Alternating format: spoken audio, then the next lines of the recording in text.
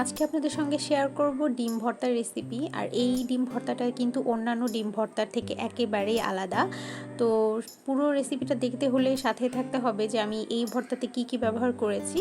আর এরকম নিত্য নতুন আরও মজাদার মজাদার রেসিপি পেতে হলে অবশ্যই কিন্তু আমার ভিডিওতে লাইক করে সাবস্ক্রাইব করে পাশে থাকতে হবে। তো চলুন রেসিপিতে চলে যাওয়া যাক। সবাইকে জানাচ্ছি ওয়েলকাম কুক অ্যান্ড কুক চ্যানেলে।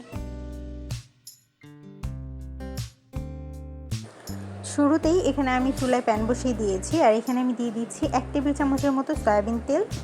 এবার আমি এই তেলের মধ্যে দিয়ে দিচ্ছি 2টা ডিম। আপনারা এখানে যে কয়জনের জন্য এই রেসিপিটা বানাবেন সেই কয়টা ডিম নেওয়ার চেষ্টা করবেন, কারণ এই রেসিপিটা এত বেশি মজা হয় আপনার একটু বেশি খেতে ইচ্ছা করতে পারে। তো এখানে সামান্য একটু পরিমাণ আমি লবণ দিয়েছি। এবার ডিমগুলোকে খুব ভালো মতো স্ক্রাম্বল করে ভেজে নেব। বেসিক্যালি আপনারা এখানে ডিমটা ডিপেন্ড করে। আমি এখানে যেমন 2টা ডিম নিয়েছি, আমরা মোটামুটি 3 জনের মতো এই ভর্তাটাকে খুব ভালো মতো খেতে পেরেছি। যদি আপনার ডিমটা ছোট হয় তাহলে সেক্ষেত্রে কিন্তু আপনি একটু বাড়িয়ে নিতে হবে, আর যদি ডিমটা বড় হয় তাহলে কিন্তু 2টা ডিমই 3 জনের মোটামুটি ভালোভাবে হয়ে যায়।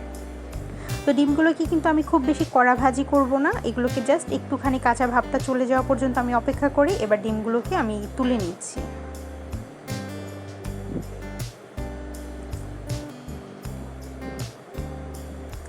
এবার আমি এই একই প্যানের মধ্যে আবারও দিয়ে দিচ্ছি 2 টেবিল চামচের মতো সয়াবিন তেল। এবার এখানে আমি দিয়ে দিচ্ছি বড় সাইজের 2টা পেঁয়াজগুলোকে আমি কুচি করে নিয়েছি। এবার এই পেঁয়াজটাকে আমি খুব ভালো মতো একটু নেড়ে চেড়ে নিচ্ছি।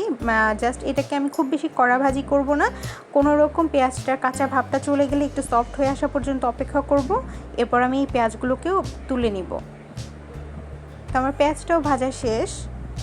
এবার আমি এই প্যানের মধ্যে দিয়ে দিচ্ছি একটা বড় সাইজের টমেটো।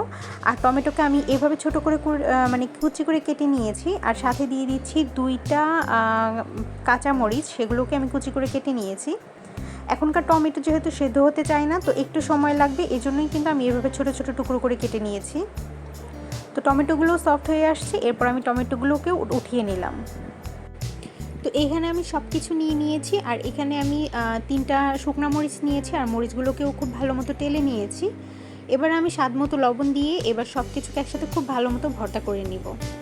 বেসিক্যালি এই রেসিপিটা আমি দেখেছি আমাদের বাংলাদেশেরই একজন বড় ইউটিউবার আরবি কিচেন, তো ওই আপুর পেজ থেকে আমি ভর্তাটার রেসিপিটা দেখেছি। তো বেসিক্যালি আমি রোজা ছিলাম, এজন্য আমার মনে হচ্ছিল একটু ভর্তা দিয়ে কিছু খেতে পারলে ভালো হতো। তো এই জন্য আমি ভর্তাটা করেছি, ভাবলাম যে কেন আপনাদের সঙ্গে ভর্তাটা শেয়ার করব না। আপুর এমন সুন্দর একটা রেসিপি আপনাদেরও জানা দরকার। আর রেসিপিটা এত বেশি টেস্টি, এটা আপনি যখন বাসায় তৈরি করে খাবেন তখনই কিন্তু বুঝতে পারবেন। তো আমি সামান্য একটু সরিষার তেল দিয়ে এবার সব কিছুকে একসাথে খুব ভালো মতো ভর্তা করে নিচ্ছি। আর এখানে আমি সামান্য একটু ধনিয়া পাতা কুচি দিয়েছি, এটা দিলেও কিন্তু খুব ভালো একটা ফ্লেভার পাবেন।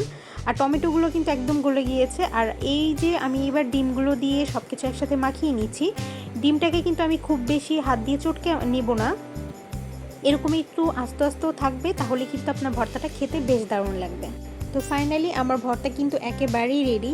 গরম গরম ভাতের সাথে এই ভর্তাটি কিন্তু অসাধারণ লাগবে খেতে। আপনারা জাস্ট একবার বাসায় এভাবে ট্রাই করে দেখবেন, এই ভর্তাটা আসলে অনেকটা মজা। তো কেমন লাগলো রেসিপি অবশ্যই কিন্তু আমাকে কমেন্টের মাধ্যমে জানাবেন। আর রেসিপিটি যদি আপনি অন্যান্য সবার সঙ্গে শেয়ার করতে চান তাহলে অবশ্যই শেয়ার বাটনে ক্লিক করে সবার সঙ্গে শেয়ার করবেন। তো আজকের মতো এখানেই বিদায় নিচ্ছি, দেখা হচ্ছে নেক্সট ভিডিওতে নেক্সট কোনো সহজ রেসিপির সঙ্গে। সবাই ভালো থাকবেন, আল্লাহ হাফেজ।